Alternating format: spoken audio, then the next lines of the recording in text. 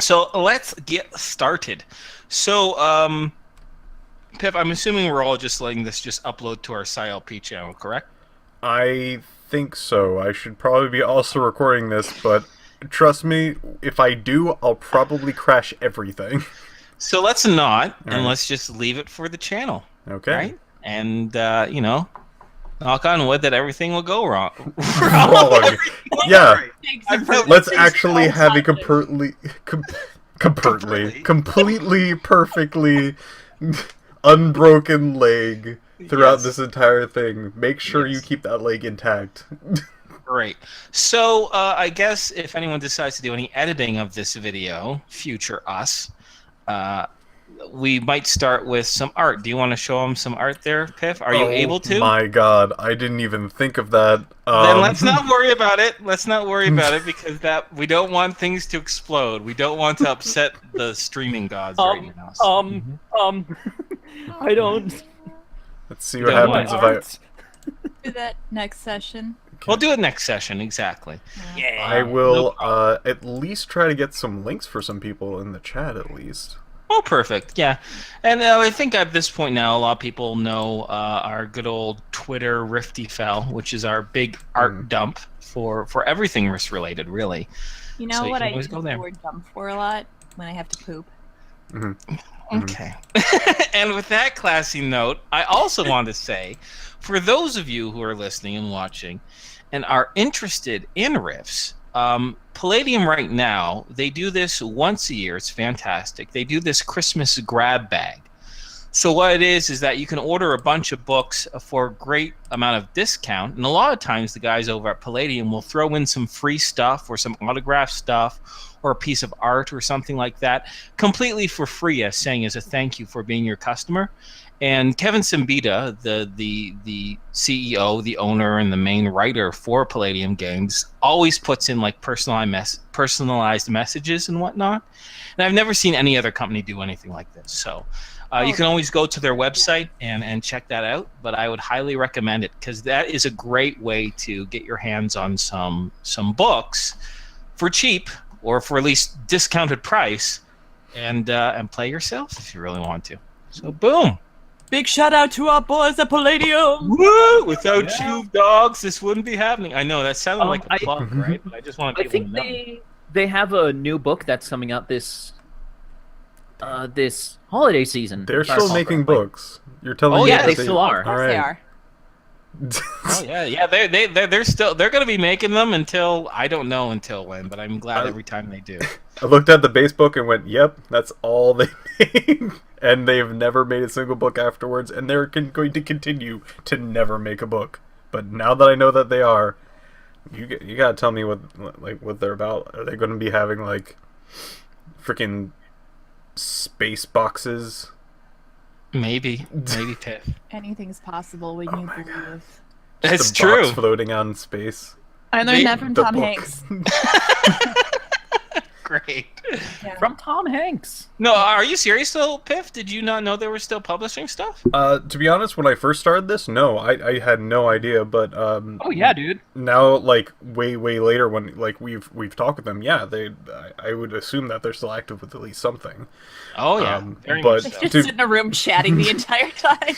Just one person like bouncing like one of those bouncy balls off the wall. Like, yeah. Just No, they're still very much active, which is great.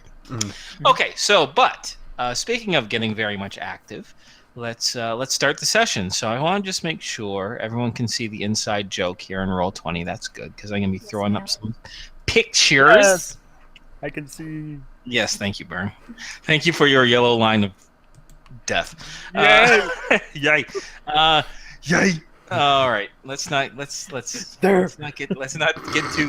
derpy so quick into this session. All right, I don't know why I'm hyper. I just had pizza and soda pop, so that's what's gonna happen. soda pop. real happy face. I can't believe I'm Canadian. I said soda pop. Anywho, all right.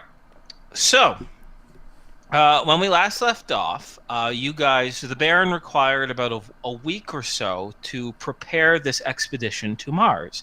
And during that time, you were all welcome, of course, to stay aboard the Inside Joke, his luxury yacht ship, in your own personal penthouse area, which you guys have spent time there before, in which to relax and to prepare. Now, I plan on just fast forwarding right to pretty much the launch day, having a meeting with the Baron himself. But before I do so, there is some interested both in Squee's character Al and Piff's character Patrick in regards to perhaps some of the artifacts or collectible items that the Baron collected. More specifically, they were looking for ways for them to learn spells, if there are any scrolls or whatnot. Now, during the week itself, I said there weren't any actual physical paper scrolls in his collection. However, there are some items that they might find interesting, and I'd like to highlight them right now. Both for Piff right now, and if Squee listens to this session, he can kind of know and maybe make a decision, retroactively. We don't want to punish him for being sick, after all. Yes.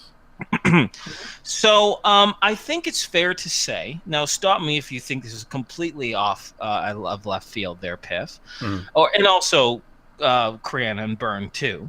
But during the time, I'm sure the Baron he's very happy about his collection. He's very protective about his collection. But since you guys are from Earth itself, he figured it would be interesting to at least give you a very short tour or point out a few objects that he's particularly proud of. And of course, these items range from strange alien devices to stuffed animals to monster heads to bits of horn and bone and skeletons and whatnot. And throughout this perusal, you guys would notice three things in particular.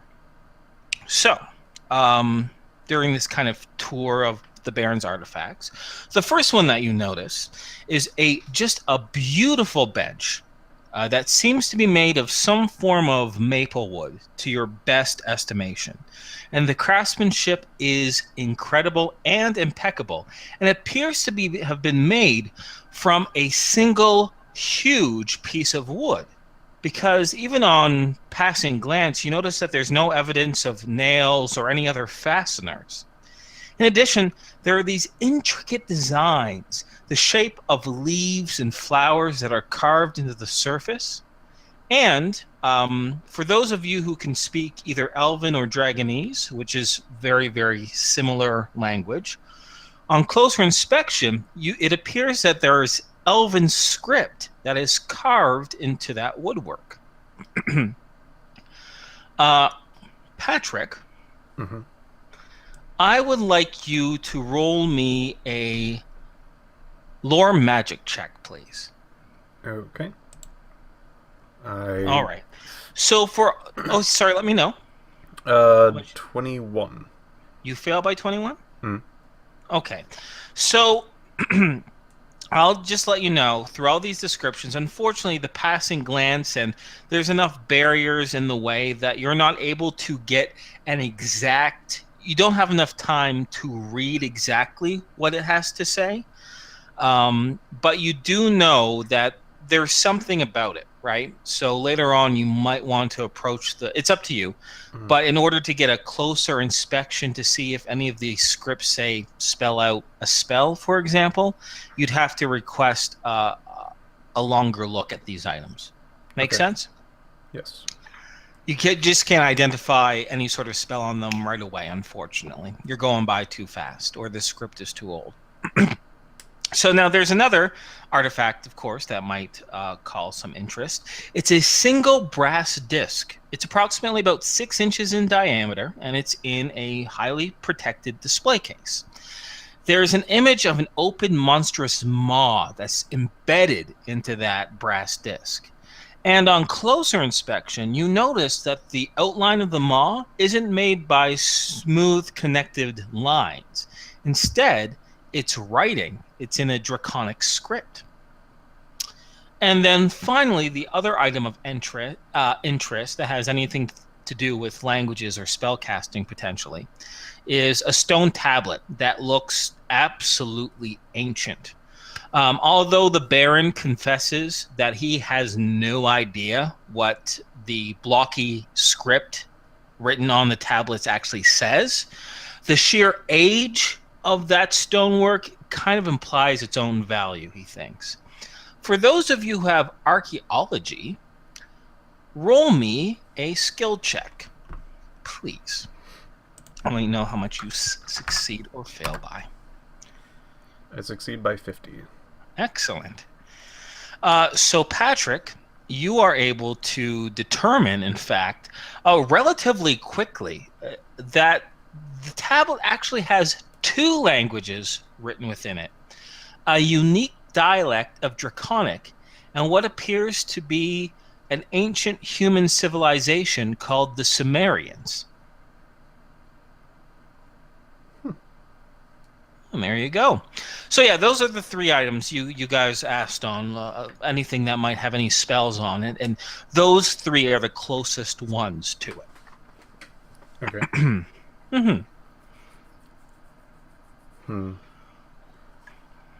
I suppose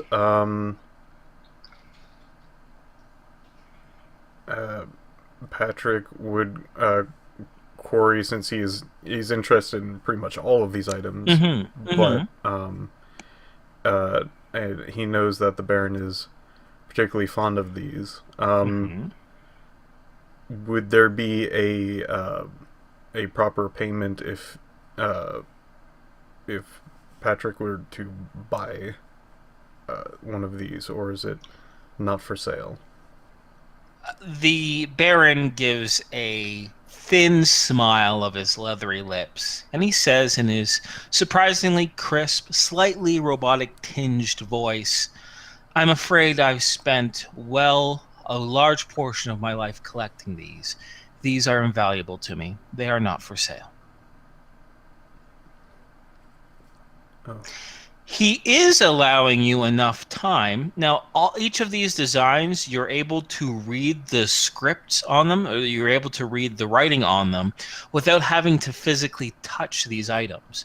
So you'd probably be able to mill around these display cases and get a closer look at these things and try to determine exactly maybe what kind of spells these things have on them, if anything. All right. The Baron will tolerate that, but he will. None of these are available for sale. Okay.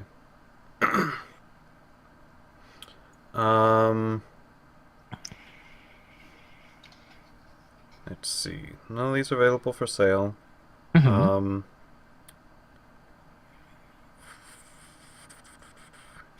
I did mention during the week as well that the Baron does like rare stuff, right? Yes. So maybe a trade would work as well. If you were able to entice him with something, he might be able to relinquish it if the offer is sweet enough for his shrewdness.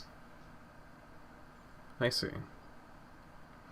But if before you determine that, if you would like to take a closer inspection of these, I can let you know exactly what spells might be hidden upon these 3 artifacts. Yes. Okay. So the bench itself, let me open up my document. The bench itself appears to have a spell called a flying spell on it. One that actually emboldens a physical object to be able to fly. So think of like a witch's broom or a flying carpet or something like that. You enchant an item and it flies through the air at a very high speed. Okay. The brass disc, you believe this spell, it's a horrific illusion spell. So it's an illusion spell, obviously. While cast on a person, makes them imagine something very, very distressing to them. Mechanically speaking, it forces them to make a horror factor check with all the consequences of failing one. Right. And then the last one, the one on the stone tablet, is a spell called Calling. And what it is, it's very simple but very effective. The spellcaster they have to have met someone before and know them by name, right? And by concentrating on them, you can send a telepathic message to them regardless of how far they are, if they're in another time, place, world, it doesn't matter the distance or time. You think of that person and you urge them to come to you. You call them towards you. Now, it's not an enchantment, right? It doesn't force the person to come to you, but it lets out an important message to them. And in fact, the message repeats over and over for 5 minutes until they either start to comply to it or they try to block it out of their mind. Okay. Mm-hmm. So I would know that if I wanted to learn these spells, Yes. that I would need to practice and most likely have these things on hand. Precisely. All right. Or a copy of these things. Now, the only one which would be tricky would be the one that's on the bench, right? Mhm. Because it's written all along the bench itself. But having some sort of copy of the script itself, you might be able to suss it out. The brass disc is also troublesome because the writing is so small. Right. Yeah. So my first thought was taking a picture of it. Would that Mhm. even work? I wonder if the Baron would allow such a thing.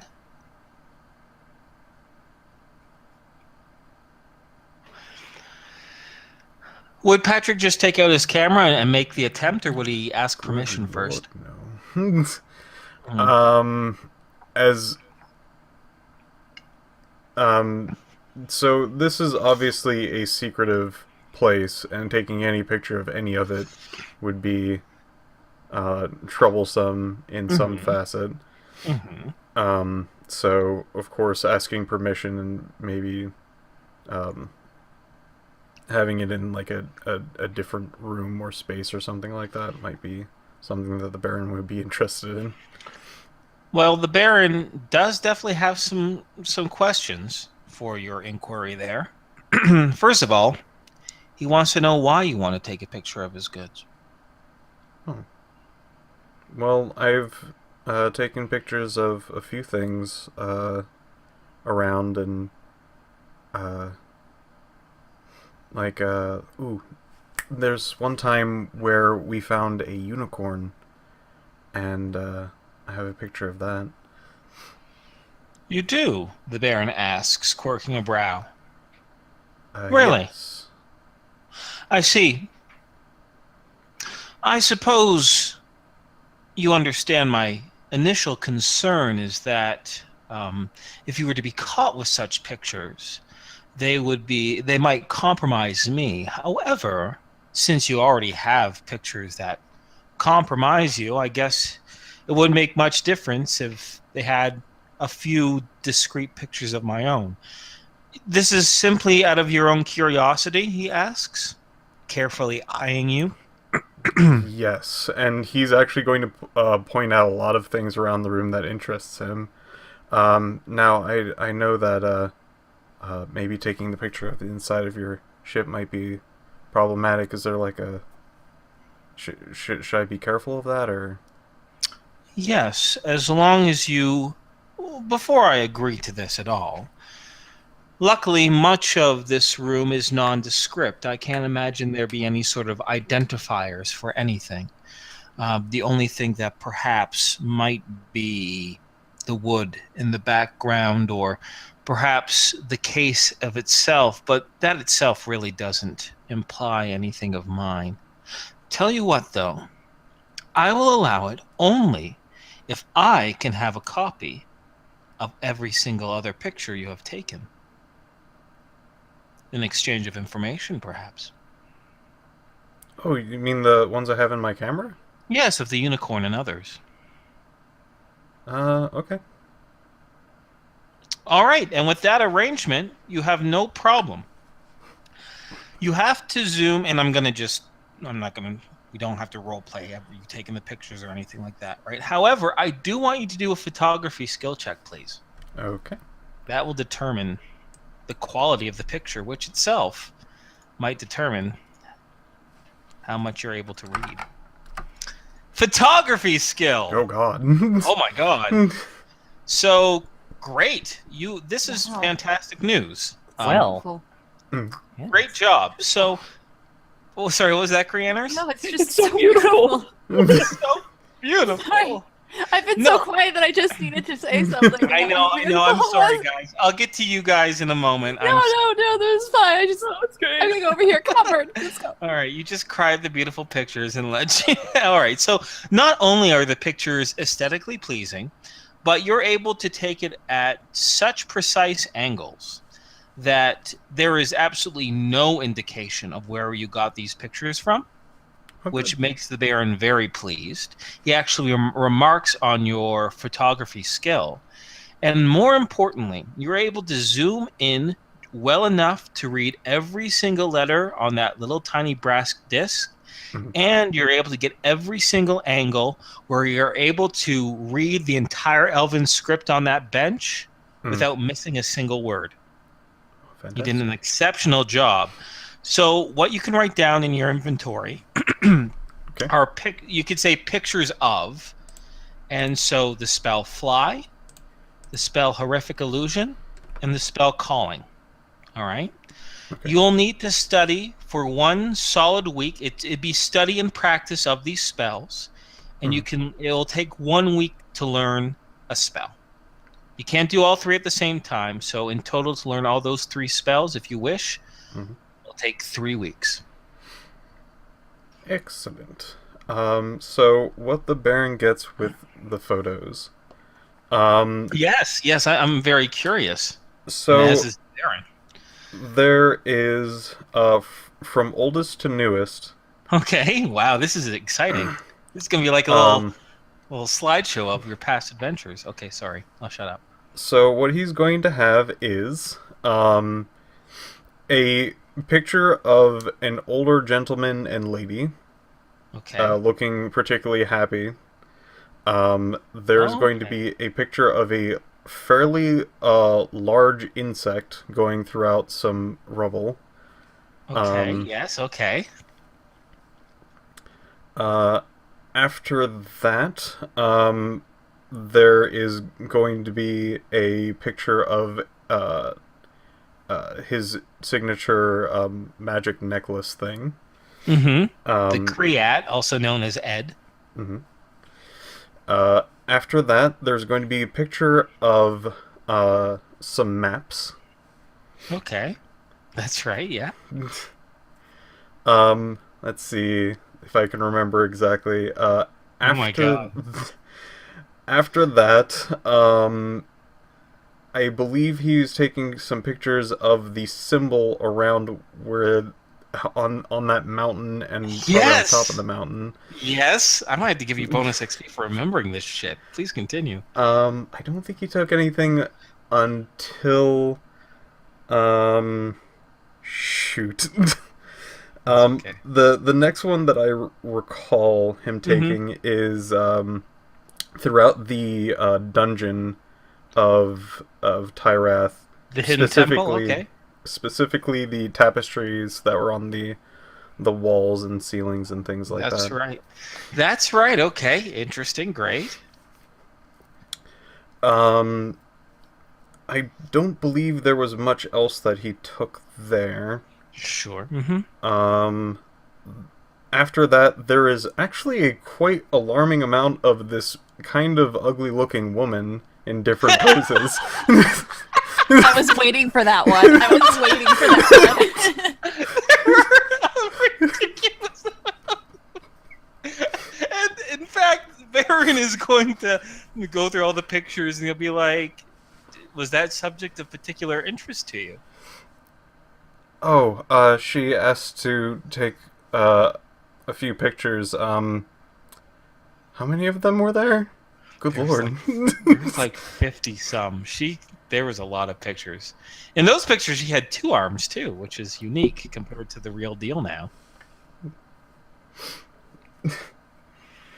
Oh, boy. After those... Jeez, it almost goes blank after that. Don't worry about it. We don't worry about it. We don't need to spend a lot of this. All the pictures that you have taken so far in your adventures are in the Baron's possession. Copies of it, of course, not the originals. And it's just digital copies. Yeah. And of course, the picture of the unicorn. Of course, of course. That the Baron prizes considerably. Now there is a little bit of it takes a little bit of time transferring these pictures because of the compatibility difference between the two levels of technology based on Earth and orbit. It's very similar, right? But it just requires some conversion. That takes a little bit of time, but it's easily able to overcome, right? The Baron is very patient in regards to this. Mhm. So there you are. An exchange of some very interesting pictures of your adventures to the Baron practically for 3 spells. Not a bad trade, if you ask me. Nope. Okay. So are you good with that? Can I continue on, Monsieur Piff? Tom wants something. Oh, okay. What up? I seem to remember a set of pictures that I'm curious to know if he would actually get as well. Remember back in Perrin's Post when we had that, mini encounter when there was a bunch of people that tried to steal Tom's cybernetic, or not Tom's, but Al's cybernetic arm? Mm-hmm. I remember did you take took a pictures picture of them. Yeah, of some people running away. Mm-hmm. And also one in mid-fight, like his fist is up ready to punch the camera. I believe you blinded him with the flash. The thing is, in that session, I did flame burst, so I was on fire. I want to know if I was in the background of one of those pictures. D100. All right. Let's roll. You were not in the background of those pictures. All right. Okay. I'm not quite sure if I have these pictures or not, but probably not.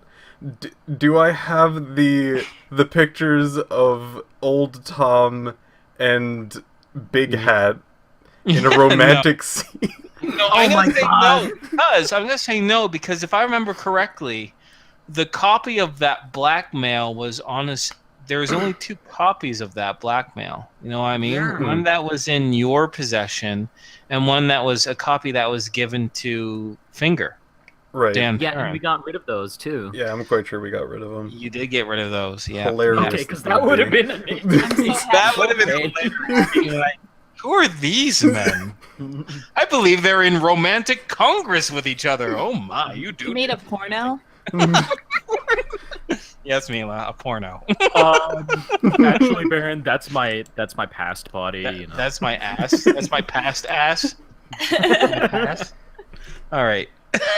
We get to continue, my dear goofy friends. Yes. Good. I think I'm good. All right. All right.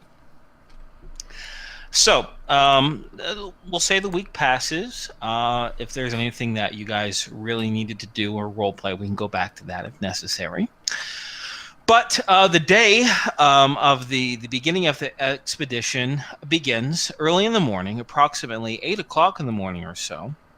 You are summoned to meet with the Baron inside of his study for a debriefing, for lack of a better word. Is it fair to say that y'all comply? Y'all, yeah. Yeah. Yes. Wonderful. And unfortunately, nature just called in the middle of that sentence of mine. Hey, So I will nature, be can you take a I can't break? put them on hold, unfortunately. So I'll be right back. I hope Inferno is going to be okay. Let's all go to the lobby. Let's all go to the lobby. Hey, nature. Yeah, it's the GM here. If you could not bother me right now until like the session's over, that'd be great. Number 1 or number 2? Ugh. Well, like, I'm just saying, if it's number 1, he'll be back in a jiffy. I If think it's you'd go number all the way to 2 4. Yeah, you just go all the way to 4. Oh, Fuck it. jeez. Cut out the middleman. Oh, man. No, guys, that's some serious shit. No, that's 2. Pun intended. That's Am I 2. right? High five. Hey, Ah! Yeah. That was Hello, almost chat. in sync. How's it going? Oh, Squeeze not here. Yeah, Squeeze not here. He's not feeling well. Shh, don't tell everyone Squeeze not here. That's what He's I'm just repeating really what quiet. Specie said. Oh, but Ghost Lawyer is really upset. I think he was Squeeze lawyer for that up and coming case. lawsuit he has against him in his face. Speaking of Squee, I found an absolutely horrendous fan fiction the other day. About Squee? No, it's about Death Note. Oh no! Apparently I took a brief read. No, there's no longer just a Death Note, but there's also a Light Note and a Blood Note, and the person who has the Blood Note is eating blood bananas. So Blood What the that's fuck is this? it's a really bad fan fiction that I Is have that yet. a euphemism that I don't quite understand? No, it's an Eating actual blood fruit. bananas. What is going on? They were blood Penis! bananas made of Bananas. blood? What? Penis! What are Alright, you anyway, guys? Okay, are we good to continue, my friends? Yes. we are talking about really bad fan fiction, but I think Oh. since we're back, we are good to continue. Well, So that's- yes. That's good. Time to write our own really bad fan fiction. Hey, all right. Hello. I hope it's not really bad. We'll find out. So, you comply to the Baron's invitation, and sure enough, you once again find yourselves in his private quarters, his lounge, his study, his showcase room. Once again, you are invited to sit down along the lush the couches that and seating arrangements that he has. But you notice that it's not just the Baron present in the room. There are two other individuals seated off to his right. One of them is familiar to you. She is a slender woman with a lot of freckles on her face that is probably in her late 20s or early 30s or so. This was the woman. Her name, if your characters would recall, is Nocturne. She is she was the woman who was piloting the shuttle to get you from the Outcast station to the Baron's ship for the very first time. And then there's another man there that you do not recognize whatsoever. He seems to maybe be in his late 30s or so. He is of athletic build, good shape. He has very brown, short hair with a few little spikes in it. He has a 5 o'clock shadow on his face. He's relatively good looking with a kind of a round, a small nose on his face. Because I knew someone was going to ask about that. Yeah, thank you. No problem, no problem. Now I want you to know, thanks to you, Criana, most of my descriptions will now involve noses. Just That's so you know. fantastic. That Yeah. saves me the hassle of having to ask you every time. Yeah. So I do. Way to keep me honest. I appreciate that. Yeah, and he's about 6'1" or so, and he's kind of laying back in a very casual manner. And both of them watch you come in. He has a kind of a small bemused face, a smile on his face, while Nocturne looks at you guys a little bit more cheerily and in a friendly manner. But both of them don't say anything in the Baron's presence. Once all of you assemble and sit down, his hands, his veiny, very, very pale hands rest in his lap, and he says, I am very glad to say that arrangements have been made, and as long as you are willing, you can leave today within a few hours or so. But before you go, I think it's necessary for us to make sure we're all on the same page. He pauses for a moment. He looks to the other two individuals and gives them a small nod and looks back to you. As you may be aware, I will not be sending a single ship to Mars. The mission is far too valuable, and I have invested in far too many resources to take a risk in allowing you to go unsupervised and unprotected. There will be 3 ships. You will be piloting the Rhapsody.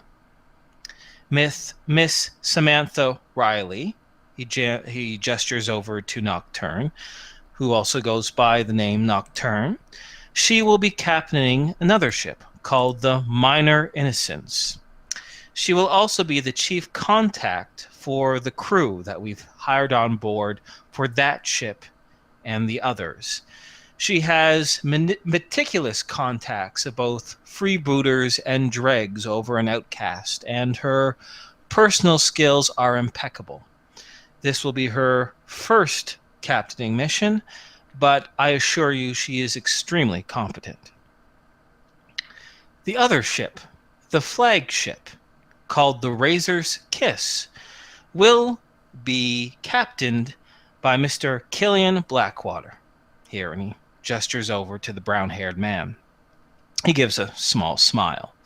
He says, Killian has been a loyal member of the network for many years, and unlike most of the individuals who will be accompanying you, he has actually been to Mars before. His expertise and his management skills mean that he will be the commander of this entire mission, and you will be reporting to him. Is there any problem with that? No. What will you That be sounds good reporting to to me. him?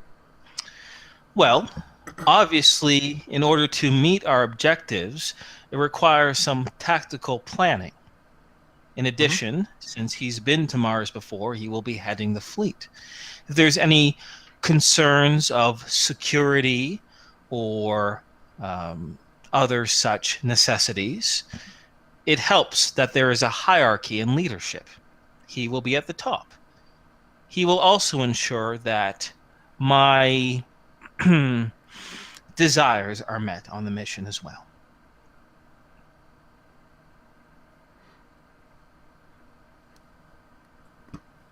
Pauses for a moment. He says, I assume if you had any misgivings or questions, you would have voiced them. I may continue? Yeah. Yes. Go Good. for it. Looks over to Mila carefully. She nods. He says, good. Now, with that out of the way, I want you to know, of course, that the Rhapsody will be entirely under your control and your own captaining. You all have, I believe you have personnel who are skilled in piloting and maintaining the ship and maintaining the health of the crew aboard. Therefore, we don't find it necessary that any other personnel come aboard, and that you will receive some fair modicum of privacy. However, in exchange for this privacy and what I have supplied for you, there are some very specific mission objectives once you reach Mars. First, after you depart here, my ship, the Inside Joke, all three of you will journey to the Outcast Station, where Miss Nocturne's ship, the Minor Innocence, will pick up the rest of its crew. These individuals will serve mostly as ground forces in assisting in reaping the rewards that I wish.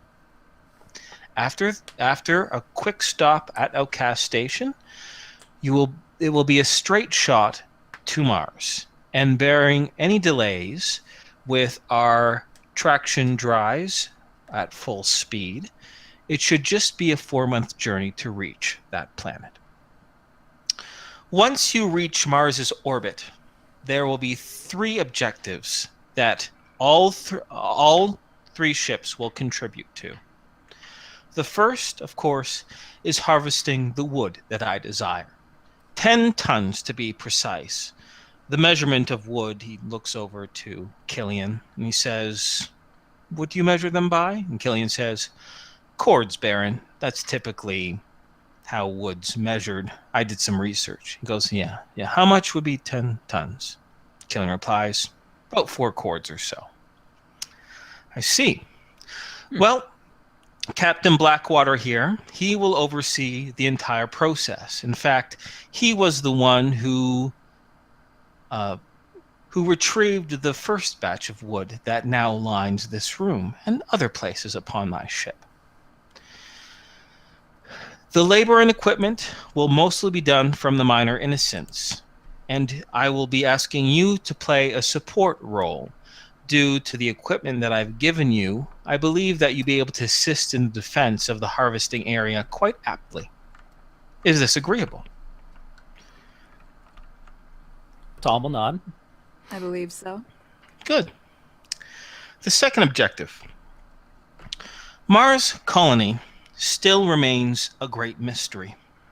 And other than a few scattered signals here and there that we are still picking up, and a few small slivers of information, we have very little idea of what happened to turn Mars into a flourishing colony, into a barren wasteland with spotted bits of terraformed jungle crawling with monsters. Now, I am not expecting for you to find all the answers, but in my line of work, information is power and information is valuable. You will be embarking on a few data recovery missions. That is of relative safety, he says, but of course that term is flexible. Suffice to say, due to the, he pauses for a moment, rare bit of armor that I have acquired for you, I feel that you will be quite adept at surviving small excursions into areas of the old colony, and at your best retrieving as much data as you can. Is this agreeable? Patrick nods, looking to the rest of the group. Yes, this is agreeable. Good. Nora's just staring straight ahead, kind of nods her head slightly. Okay, good. The final objective involves you, quite intimately, in fact. It is no surprise that every time the sun disappears on the other side of Earth and we see the dark side of that planet that used to be our own, strong blue lines, which we believe was one of the sources of Earth becoming its hellish landscape that it is, dots the surface of that planet.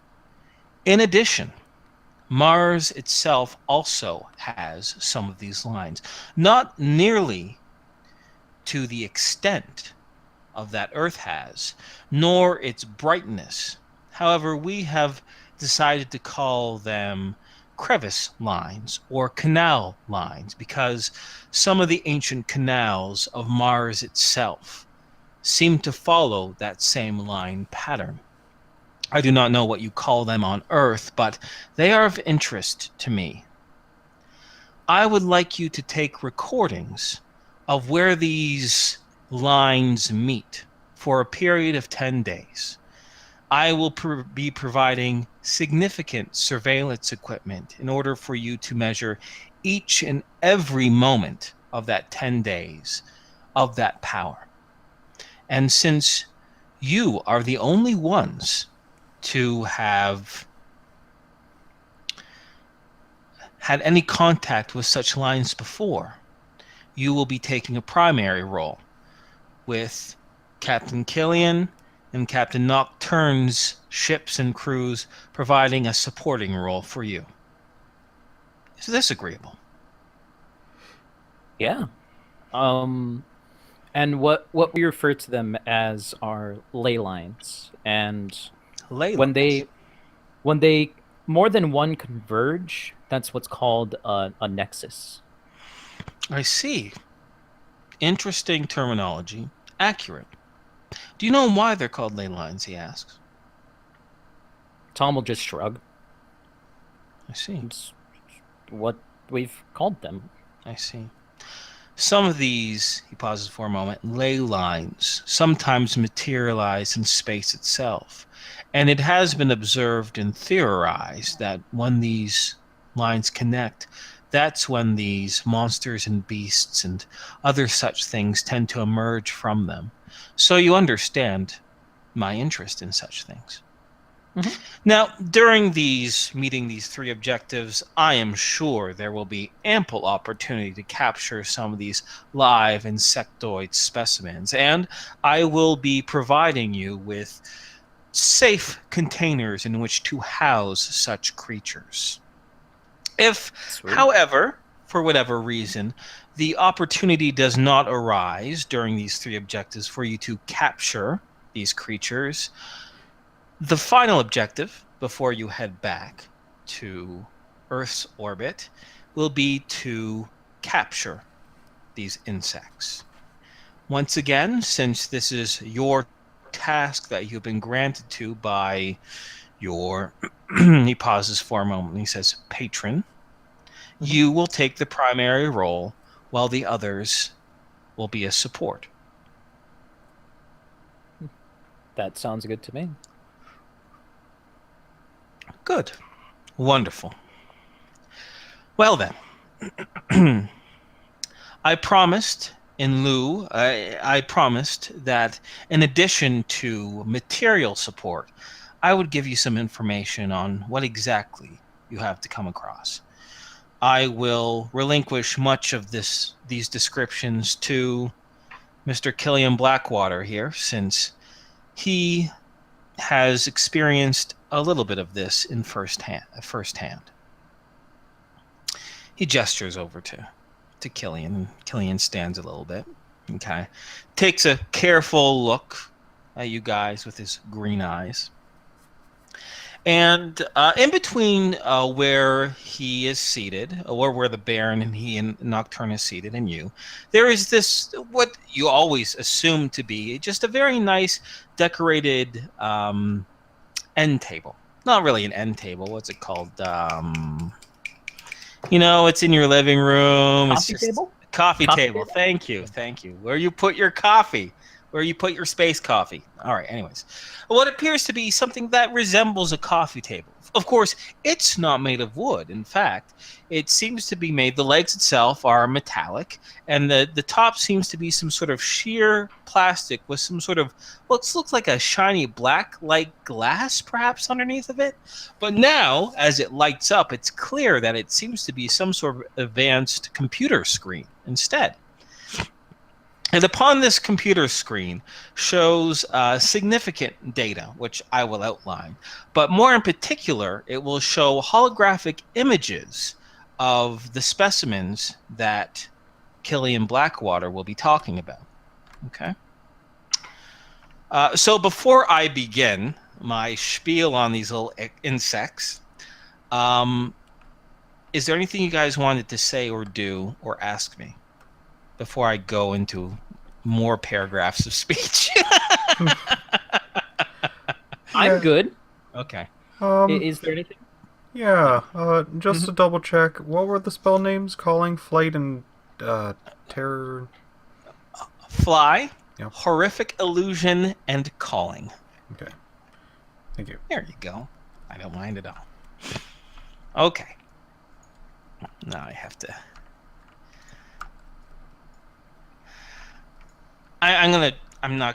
don't worry, I'm not going to be talking for an hour. I'm going to keep this as short as I can. Okay. And still give you guys as much information as you need. Go for it. Okay. Criana, is there anything you need to ask Inferno just really quickly? Why am I so... No, I think the only thing to be, like Nora's, just very stone-faced throughout all of this spiel. Gotcha. She'll be glancing over at Tom, and every time he gives the Baron a little bit of information that maybe he doesn't need to know. Gotcha. That's just Nora. All right. Okay. Great. That's awesome. Great. So Killian says, well, as you probably already know, Mars is inhabited by these bug-like creatures. A lot of people have tried to land there, and a lot of people have failed.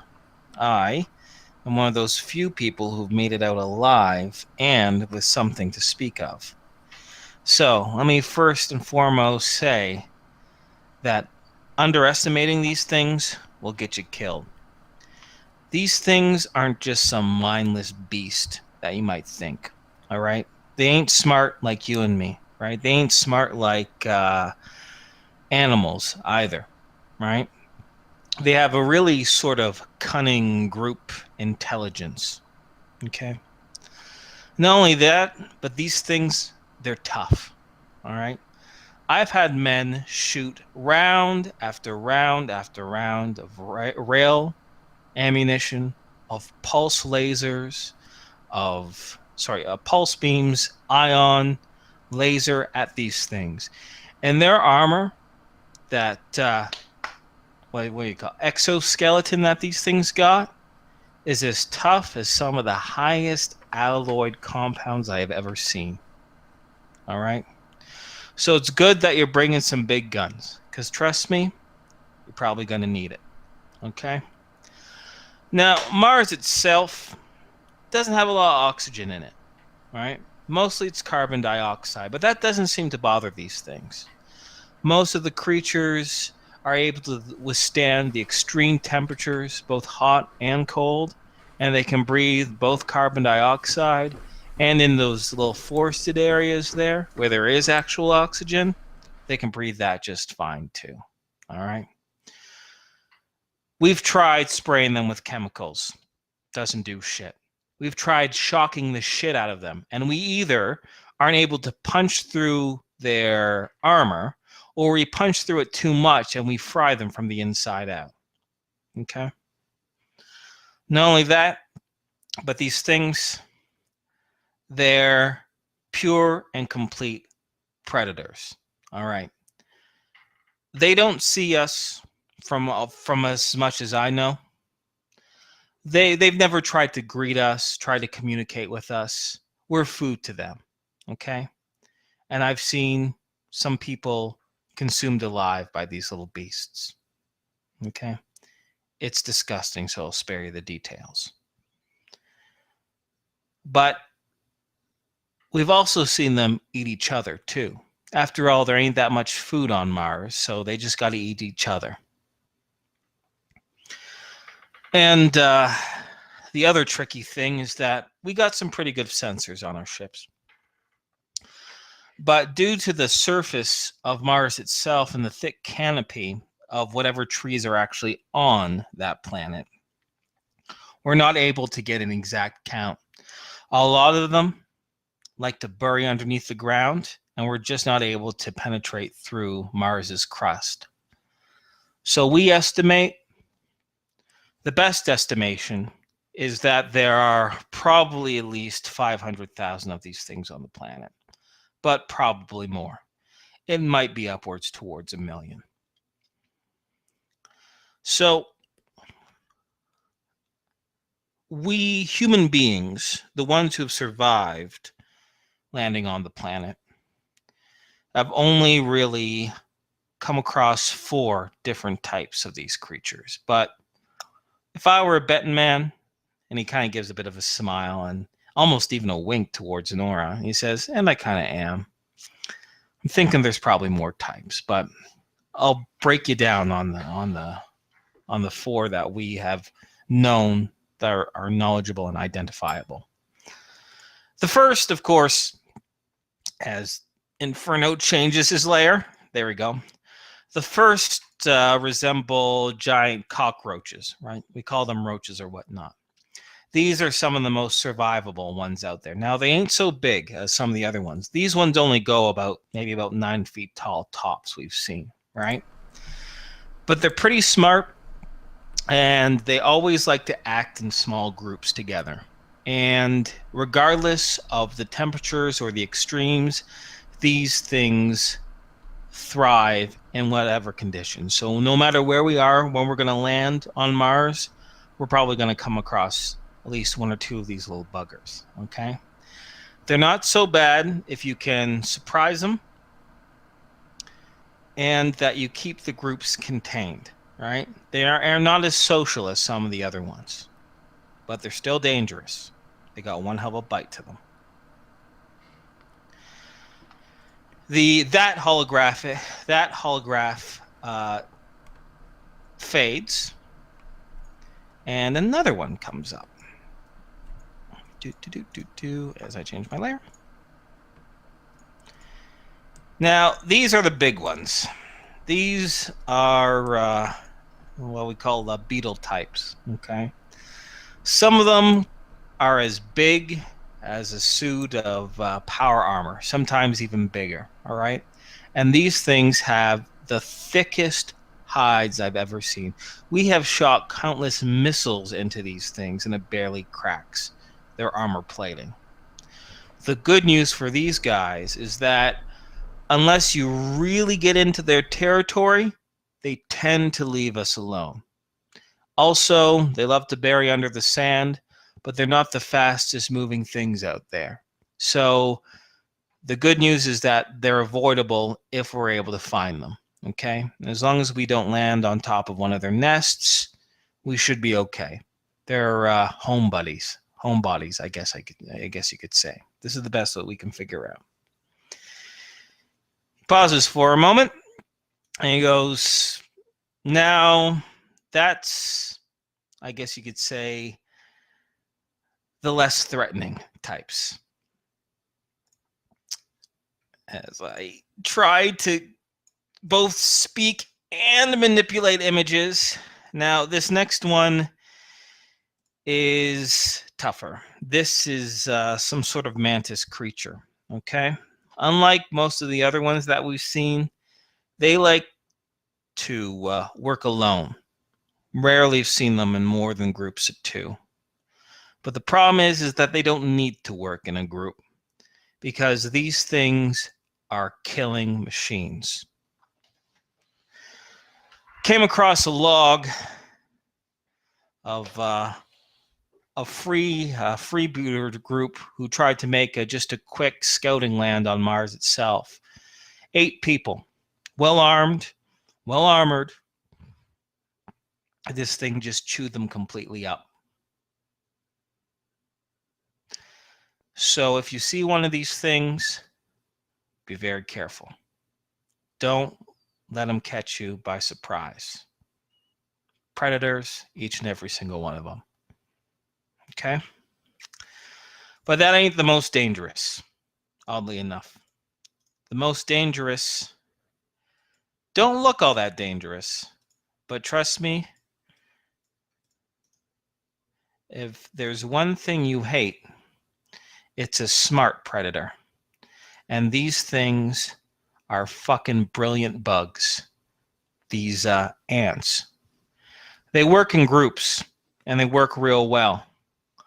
I've seen them do advanced tactics that would rival some of the hardened soldiers of the moon colony. He clears his throat. These things will use their numbers to their advantage.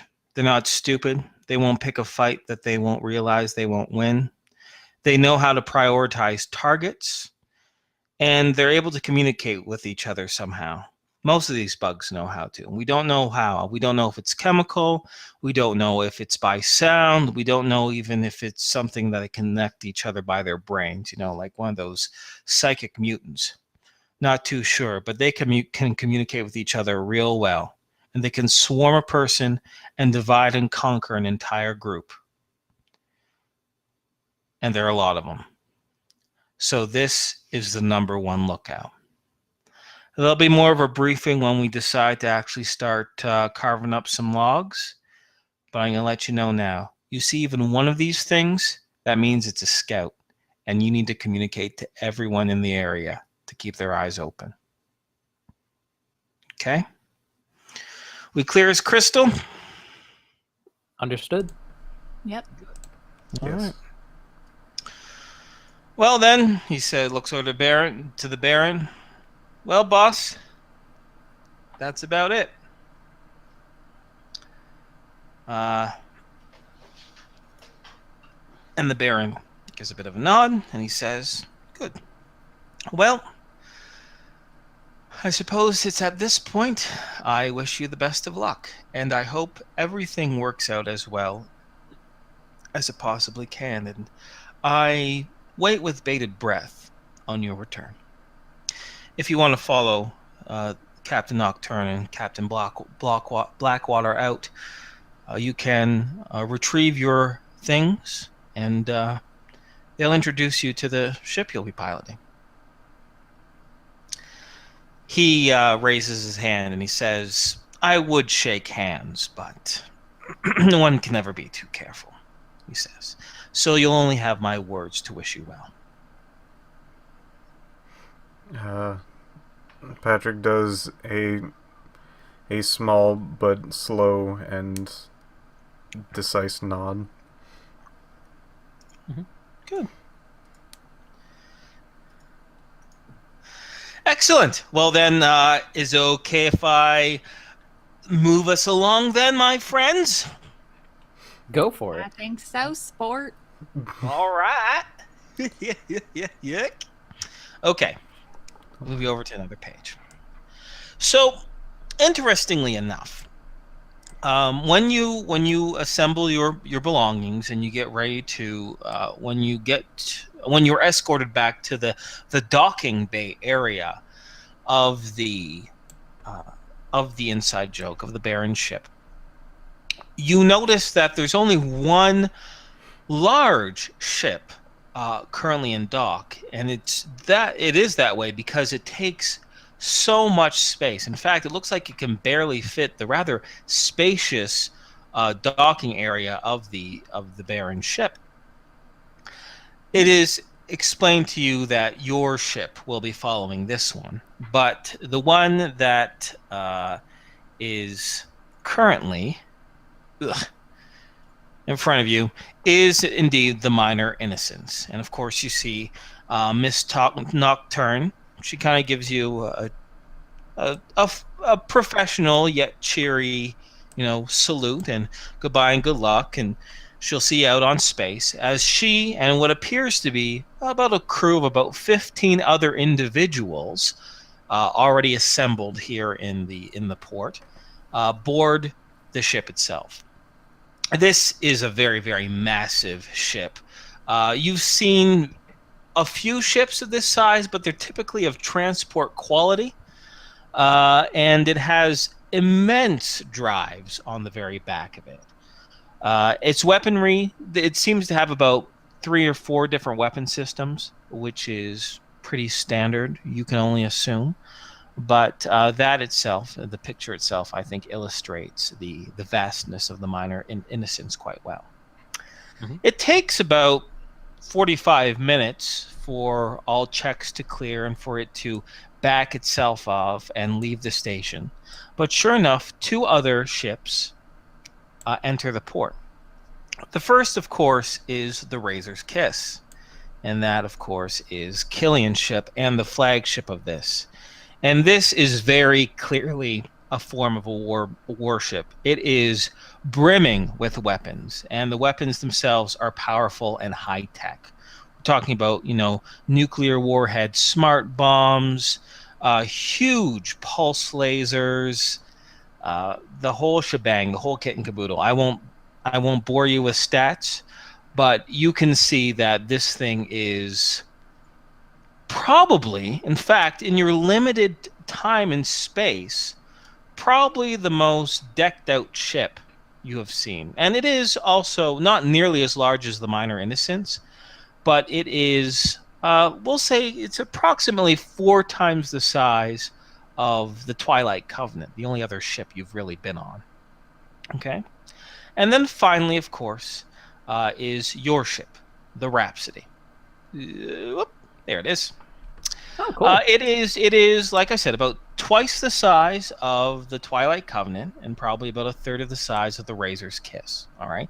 It itself does have some weapon systems, as I outlined in my document there. In fact, I'll just quickly rehash that real quick. It has 2 large laser cannons, a large rail cannon. The laser cannons are on turrets, the rail cannons on the front. It also has a medium-range missile launcher and a short-range smart bomb dispenser. So it's able to take care of itself. And it is clear, and in fact, you hear Killian mention to you that the Rhapsody isn't really just a Mars shuttle.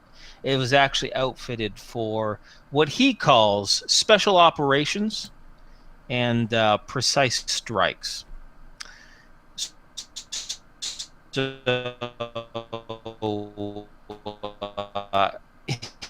he also small ship. Twilight Covenant was very it was like a good old workhorse, right? It was like a sturdy mule, right? Mm-hmm.